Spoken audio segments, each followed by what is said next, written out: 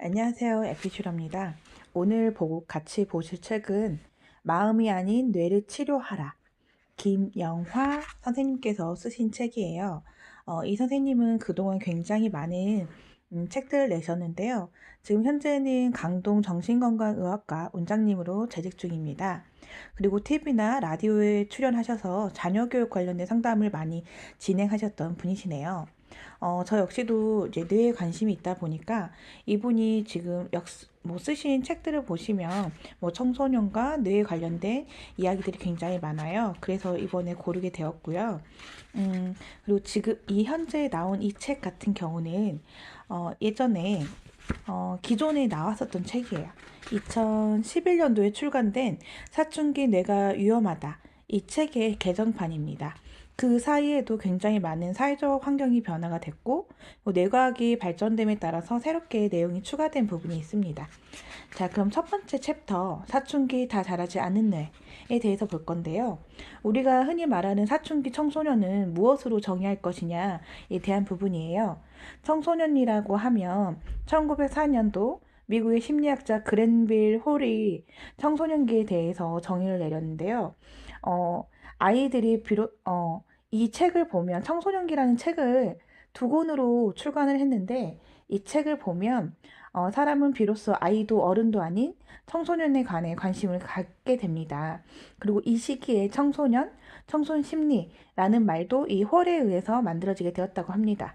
우리는 흔히 12세부터 18세 사이에 있는 10대들을 청소년이라고 부르죠. 그리고 그 나이에 따라서 초기, 중기, 후기로도 나눈대요.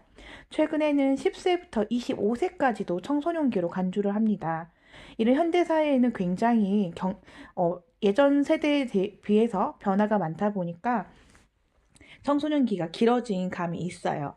그리고 사춘기가 더 빨리 오는 친구들도 있다 보니까 굉장히 긴 시간을 청소년기를 보내야 되기 때문에 주변에 도움이 많이 필요한 부분도 있고요. 힘든 부분도 있을 거예요. 그래서 이러한 청소년들을 우리 어른들이 조금 더 관심을 갖도록 노력해 주는 부분이 많이 필요할 수 있습니다. 청소년은 변화하는 과정이니까 정서적, 지적 혼란을 겪는 일종의 독특한 집단이에요. 그래서 계속 전문가들이 관심을 갖고 연구를 하고 있습니다. 자, 기존 세대와는 다른 21세기 청소년들의 뇌. 도대체 어떤 생각이 자리 잡고 있을까요? 청소년에 대한 관련된 잡지라든가 글 같은 것도 많이 볼 수가 있는데요. 요즘 청소년들의 머릿속에는 국어, 수학, 역사 등의 지식 대신에 최신 유행하는 스마트폰 속의 영상이나 컴퓨터 게임, 메신저, 블로그, 유튜브, 그룹 채팅, 팝 음악 같은 여타의 것들로 훨씬 더 가득 채워져 있다고 합니다. 청소년들에게는 새로운 문화, 사이버 공간에서의 디지털 세계에 대한 적응이 우리 어른들보다 훨씬 빠르다고 해요. 그리고 부모나 가족과의 소통은 거부하고 독립을 꿈꾸죠. 하지만 현실은 부모나 사회로부터 예전보다는 훨씬 더 많이 과잉보호되고 그러다 보니까 학업 스트레스를 더 많이 받는 환경에 노출되어 있어요. 그 환경 속에서 충분히 성숙하지 않은 상태에 머물 수밖에 없죠. 자, 이런 사춘기의 청소년들은 굉장히 복잡하고 예측 불가능한 변덕스러운 존재입니다. 자, 예전에는 이런 사춘기 문제를 주로 호르몬 문제라고만 설명을 했지만 1980년대 이후에 첨단 의학 기술이 발달돼요. 뇌영상 촬영 기술로 사춘기 아이들의 뇌를 들여다봤습니다. 그래서 과학적으로 더 정확한 진단을 할 수 있었는데요. 뇌과학으로 청소년 아이의 뇌와 그에 따른 행동을 설명할 수 있게 되었죠. 과거의 아이들은 6세가 되면 뇌의 95%가 성장을 완료했고 중학생이 될 무렵이면 기본적인 사고 능력을 지닌다고 생각했어요. 그렇지만 아까 설명해드렸던 자기공명 영상이라고 해서 뇌 영상 촬영 기술로 촬영을 하면 청소년기 발달은 훨씬 더 오랜 기간 지속된다는 것을 알 수 있어요.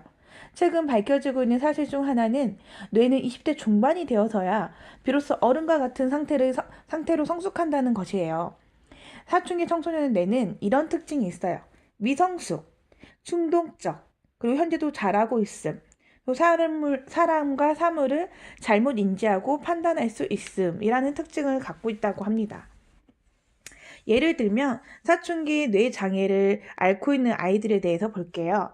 이 친구는 공황 발작을 일으킨 케이스인데요. 사춘기 아이들은 어른처럼 사고하지 못하죠. 뇌 발달이 다 되지 않은 데다가 합리적인 생각을 하지 못하기 때문에 하나의 길밖에 보지 못합니다. 이 아이는 서울 강남의 부유한 가정에서 부모의 기대를 한 몸에 받고 자란 아이고 학업 성장이 매우 뛰어나요. 반에서 1등하는 게 목표였기 때문에 친구들과 놀지도 않고 공부만 했죠.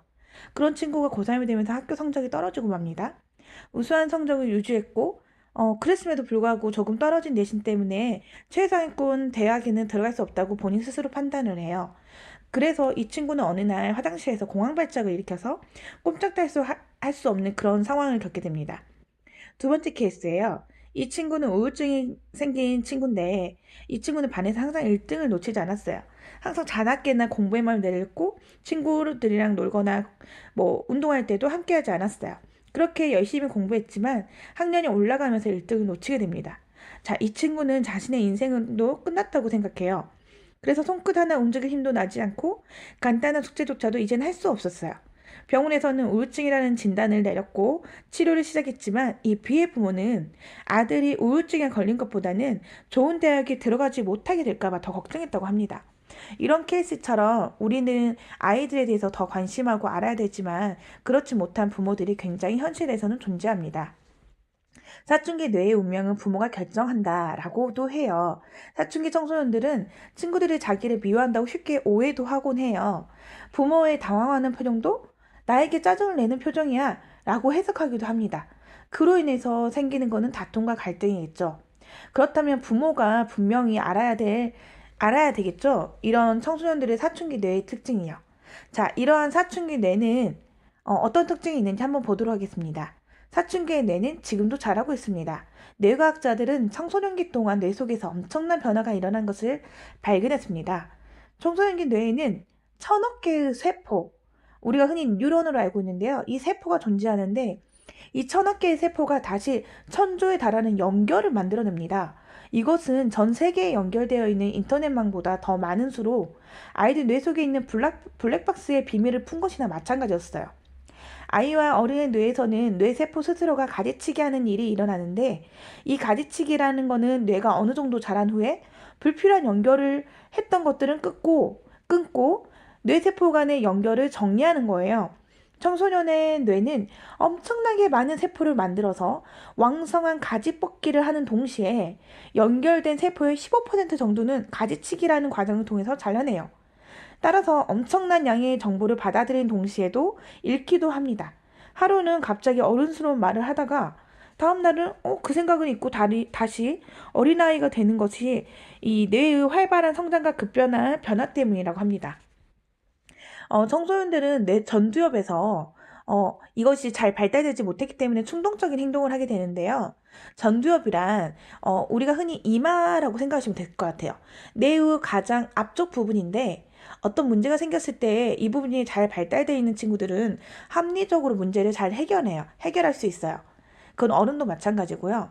청소년기가 되면 이 전두엽이 발달하면서 생각의 질이 크게 향상이 됩니다. 그래서 어떤 모호한 상징도 이해할 수 있고 추상적으로 생각도 하게 되고 미묘했던 의미의 차이도 알아내는 능력을 갖추게 되죠.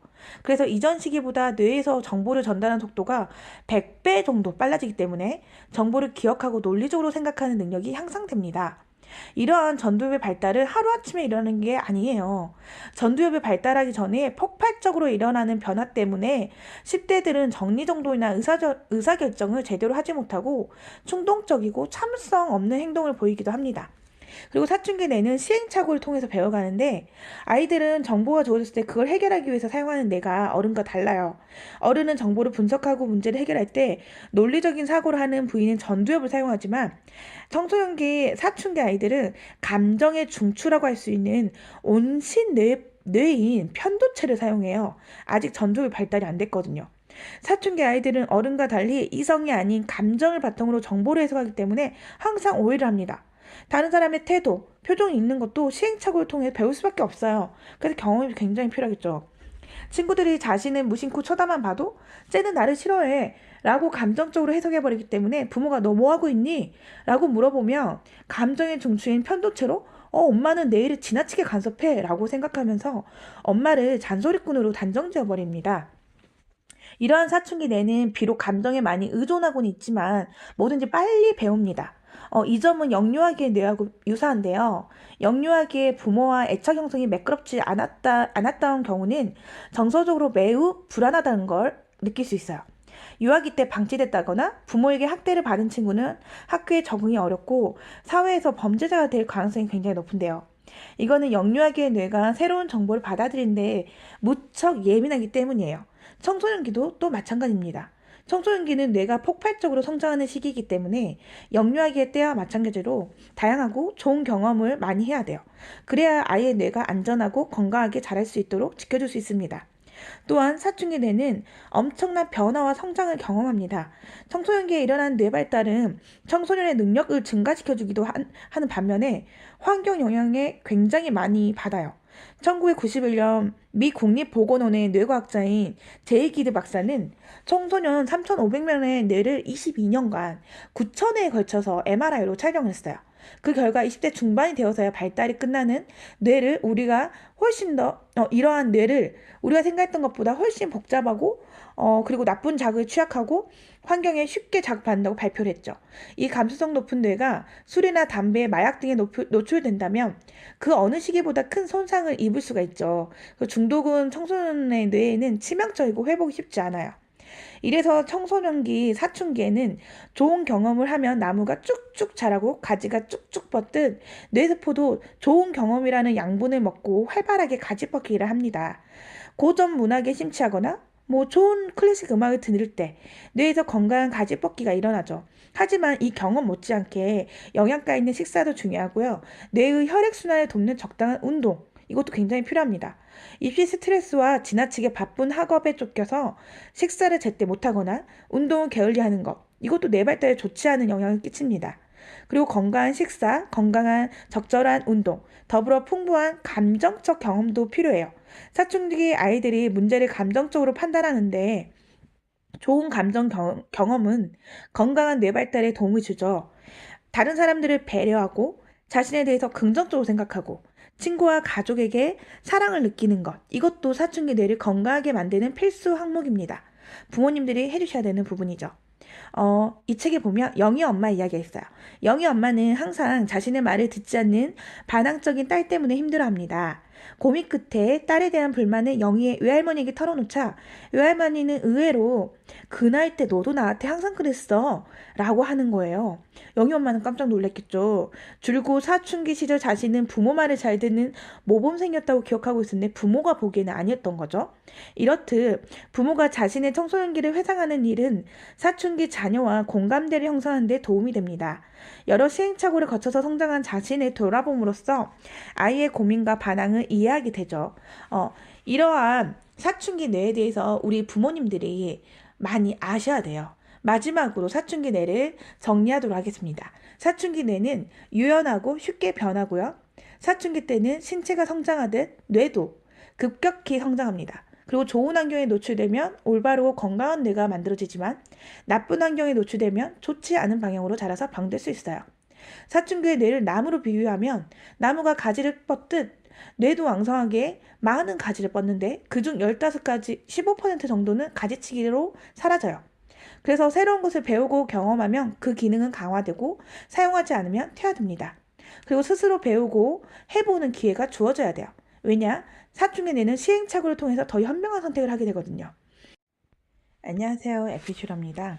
오늘 같이 보실 책은 마음이 아닌 뇌를 치료하라. 김영화 선생님께서 쓰신 책이에요. 이 선생님은 그동안 굉장히 많은 책들을 내셨는데요. 지금 현재는 강동 정신건강의학과 원장님으로 재직 중입니다. 그리고 TV나 라디오에 출연하셔서 자녀교육 관련된 상담을 많이 진행하셨던 분이시네요.